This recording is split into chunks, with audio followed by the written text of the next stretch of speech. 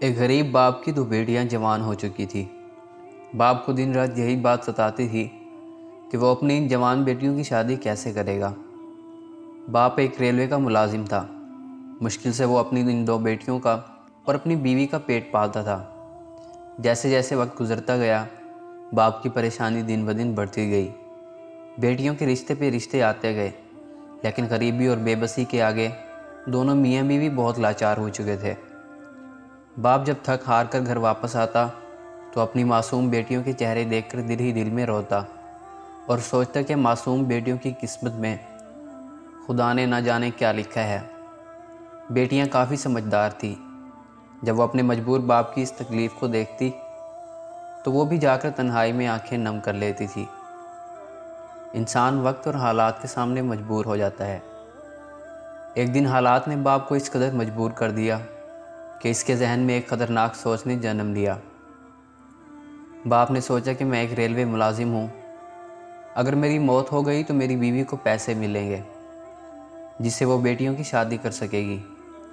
ادھر بیٹیوں کی سوچ میں بھی تبدیلی آ گئی۔ وہ بھی سوچنے لگی کہ آخر ہم اپنے باپ پر بوجھ کیوں ہیں۔ صبح کا سورج طلوع ہوا تو باپ حسب معمول اپنے دفتر کے لیے نکلا تو کچھ ہی دیر بعد اس کی موت کی خبر آ گئی۔ جب بیوی نے سنا تو زور سے رونے لگی اور اپنی جوان بیٹیوں کو آواز دینے لگی کہ آؤ دیکھو تمہارے بابا نے کیا حالت کر دی ہے اپنی۔ لیکن ماں کی لاکھ آوازیں دینے پر بیٹیاں نہیں آئیں۔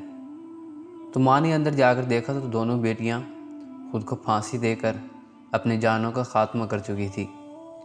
وہ اپنے باپ کے نام ایک تحریر لکھ کر چھوڑ گئی تھی جس پر یہ الفاظ لکھے تھے: کفن ہمارا جوڑا ہے اور قبر ہماری سسرال۔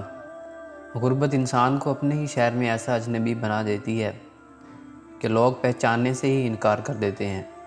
ہمیں اس غریبی سے پناہ مانگنی چاہیے جو انسان کو مایوس کر دیتی ہے۔ بیٹیاں بھی گھر کی رحمت ہوتی ہیں اور ان کی حفاظت کا ذمہ اللہ تعالیٰ نے خود لیا ہے۔ ہمیں صبر کے ساتھ کام لینا چاہیے اور اس ذات پر بھروسہ کرنا چاہیے جس نے ہمیں پیدا کیا، جو 70 ماؤں سے بڑھ کر انسان سے محبت کرتا ہے۔